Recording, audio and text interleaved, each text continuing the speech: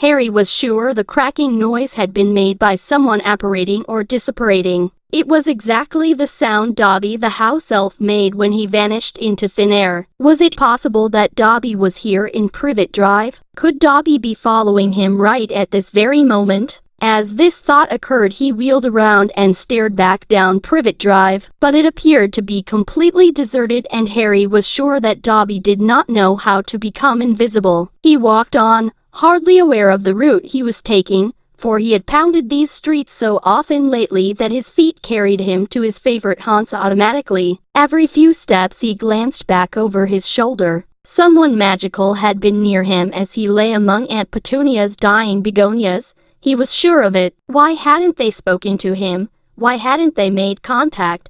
Why were they hiding now? And then, as his feeling of frustration peaked, his certainty leaked away. Perhaps it hadn't been a magical sound after all. Perhaps he was so desperate for the tiniest sign of contact from the world to which he belonged that he was simply overreacting to perfectly ordinary noises. Could he be sure it hadn't been the sound of something breaking inside a neighbor's house? Harry felt a dull, sinking sensation in his stomach, and before he knew it, the feeling of hopelessness that had plagued him all summer rolled over him once again. Tomorrow morning he would be woken by the alarm at 5 o'clock so he could pay the owl that delivered the Daily Prophet, but was there any point continuing to take it? Harry merely glanced at the front page before throwing it aside these days. When the idiots who ran the paper finally realized that Voldemort was back, it would be headline news. And that was the only kind Harry cared about. If he was lucky, there would also be owls carrying letters from his best friends Ron and Hermione,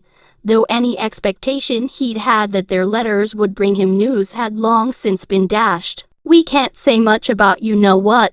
Obviously, we've been told not to say anything important in case our letters go astray. We're quite busy, but I can't give you details here. There's a fair amount going on. We'll tell you everything when we see you." But when were they going to see him? Nobody seemed to bothered with a precise date. Hermione had scribbled, "I expect we'll be seeing you quite soon," inside his birthday card. But how soon was soon? As far as Harry could tell from the vague hints in their letters, Hermione and Ron were in the same place, presumably at Ron's parents' house. He could hardly bear to think of the pair of them having fun at the Burrow when he was stuck in Privet Drive. In fact, he was so angry with them he had thrown away, unopened, the 2 boxes of Honeydukes chocolates they'd sent him for his birthday. And from last week on he had stopped writing and opening any letters Sirius, Ron or Hermione sent. He merely threw them away and noticed they were sending more letters ever since. And what were Ron and Hermione busy with? Why wasn't he, Harry, busy? Hadn't he proved himself capable of handling much more than them? Had they all forgotten what he had done? Hadn't it been he who had entered that graveyard and watched Cedric being murdered, and been tied to that tombstone and nearly killed? "Don't think about that," Harry told himself sternly for the 100th time that summer. It was bad enough that he kept revisiting the graveyard in his nightmares, without dwelling on it in his waking moments too. He turned a corner into Magnolia Crescent. Halfway along he passed the narrow alleyway down the side of a garage where he had first clapped eyes on his godfather. Sirius, at least, seemed to understand how Harry was feeling. Admittedly, his letters were just as empty of proper news as Ron and Hermione's, but at least they contained words of caution and consolation instead of tantalizing hints. "I know this must be frustrating for you. Keep your nose clean and everything will be okay. Be careful and don't do anything rash." Well, thought Harry, as he crossed Magnolia Crescent, turned into Magnolia Road and headed towards the darkening play park.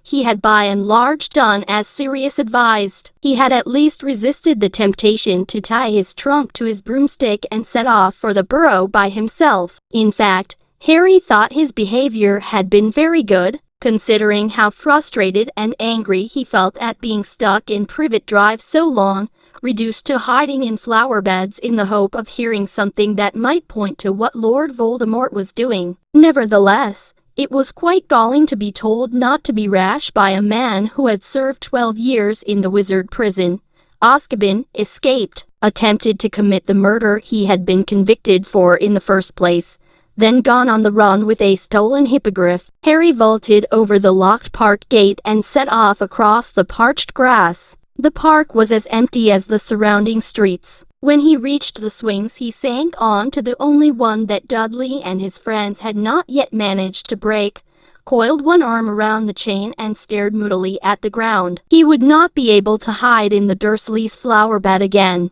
Tomorrow, he would have to think of some fresh way of listening to the news. In the meantime, he had nothing to look forward to but another restless, disturbed night, because even when he escaped the nightmares about Cedric, he had unsettling dreams about long dark corridors, all finishing in dead ends and locked doors, which he supposed had something to do with the trapped feeling he had when he was awake. Often the old scar on his forehead prickled uncomfortably, but he did not fool himself that Ron or Hermione or Sirius would find that very interesting anymore. In the past, his scar hurting had warned that Voldemort was getting stronger again, but now that Voldemort was back, they would probably remind him that its regular irritation was only to be expected. Nothing to worry about. Old news. The injustice of it all welled up inside him so that he wanted to yell with fury. If it hadn't been for him, nobody would even have known Voldemort was back. And his reward was to be stuck in Little Winging for 4 solid weeks, completely cut off from the magical world, reduced to squatting among dying begonias so that he could hear about water skiing budgerigars. How could Dumbledore have forgotten him so easily? Why had Ron and Hermione got together without inviting him along too? How much longer was he supposed to endure Sirius telling him to sit tight and be a good boy, or resist the temptation to write to the stupid Daily Prophet and point out that Voldemort had returned? These curious thoughts whirled around in Harry's head, and his insides writhed with anger as a sultry, velvety night fell around him, the air full of the smell of warm, dry grass, and the only sound that of the low grumble of traffic on the road beyond the park railings. He did not know how long he had sat on the swing before the sound of voices interrupted his musings, and he looked up. The street lamps from the surrounding roads were casting a misty glow strong enough to silhouette a group of people making their way across the park. One of them was singing a loud, crude song. The others were laughing. A soft ticking noise came from several expensive racing bikes that they were wheeling along. Harry knew who those people were. The figure in front was unmistakably his cousin, Dudley Dursley, wending his way home, accompanied by his faithful gang. Dudley was as vast as ever, but a year's hard dieting and the discovery of a new talent had wrought quite a change in his physique. As Uncle Vernon delightedly told anyone who would listen, Dudley had recently become the junior heavyweight inter-school boxing champion of the Southeast. The noble sport, as Uncle Vernon called it, had made Dudley even more formidable than he had seemed to Harry in their primary school days when he had served as Dudley's first punchball. Harry was not remotely afraid of his cousin anymore, but he still didn't think that Dudley learning to punch harder and more accurately was cause for celebration. Neighborhood children all round were terrified of him, even more terrified than they were of that Potter boy, who, they had been warned, was a hardened hooligan and attended St. Brutus's secure center for incurably criminal boys. Harry watched the dark figures crossing the grass and wondered who they had been beating up tonight. If Dudley's friends saw him sitting here, they would be sure to make a beeline for him, and what would Dudley do then? He wouldn't want to lose face in front of the gang, but he'd be terrified of provoking Harry. It would be really fun to watch Dudley's dilemma, to taunt him, watch him, with him powerless to respond. And if any of the others tried hitting Harry, he was ready. He had his wand. Let them try. He'd love to vent some of his frustration on the boys who had once made his life hell, but they didn't turn around. They didn't see him. They were almost at the railings. Harry mastered the impulse to call after them. Seeking a fight was not a smart move. He must not use magic. He would be risking expulsion again. The voices of Dudley's gang died away. They were out of sight, heading along Magnolia Road. There you go, Sirius, Harry thought dully. Nothing rash. Kept my nose clean. Exactly the opposite of what you'd have done. He got to his feet and stretched. Aunt Petunia and Uncle Vernon seemed to feel that whenever Dudley turned up was the right time to be home, and any time after that was much too late. Uncle Vernon had threatened to lock Harry in the shed if he came home after Dudley ever again, so, stifling a yawn, and still scowling, Harry set off toward the park gate. Magnolia Road, like Privet Drive, was full of large, square houses with perfectly manicured lawns, all owned by large, square owners who drove very clean cars similar to Uncle Vernon's. Harry preferred little winging by night,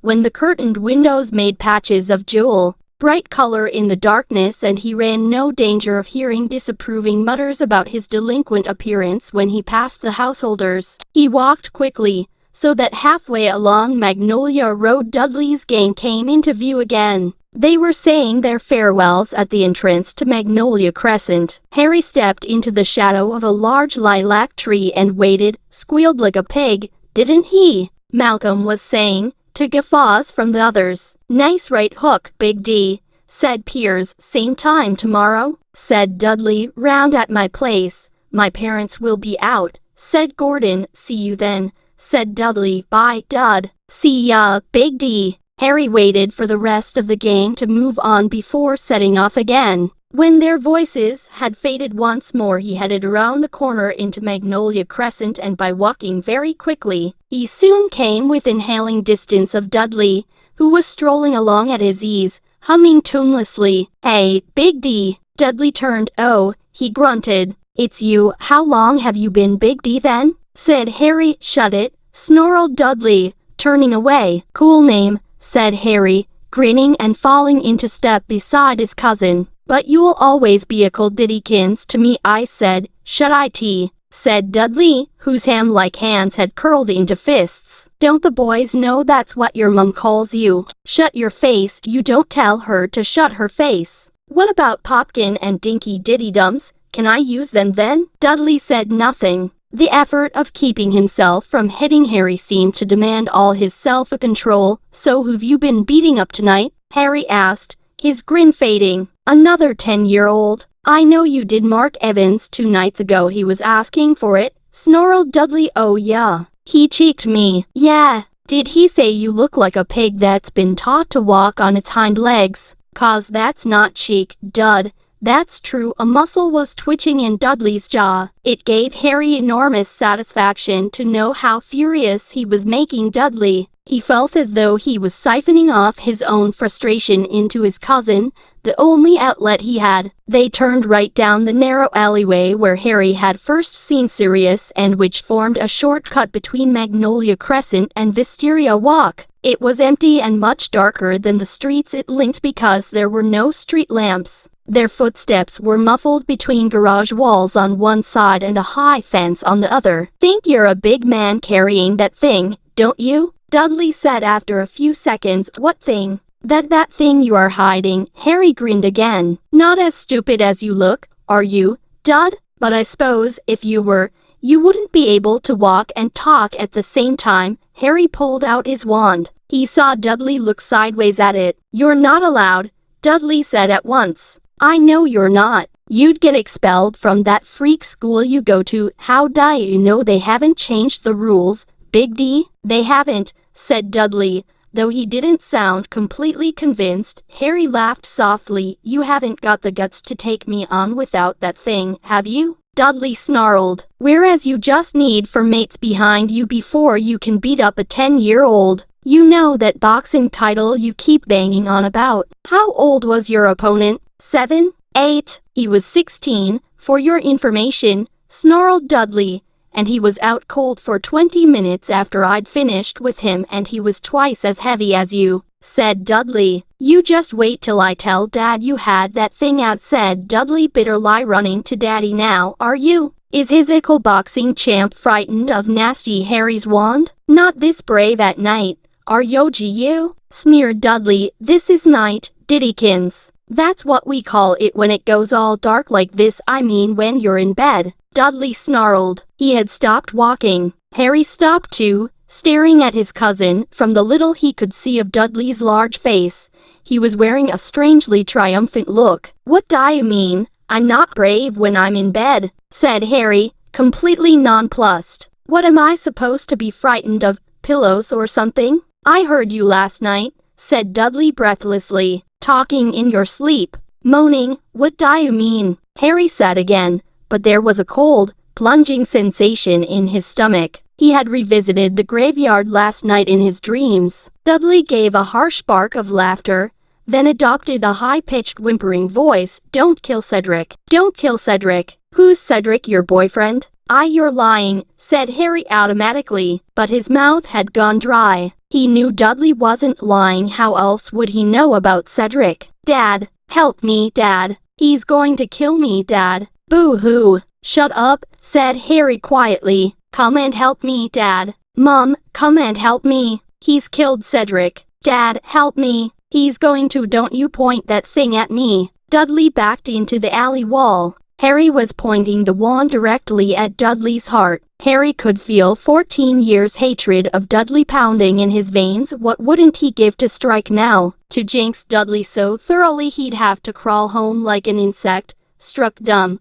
Sprouting feelers. Don't ever talk about that again, Harry snarled. Do you understand me? Point that thing somewhere else. I said, do you understand me? Point it somewhere else. Do you understand me? Get that thing away from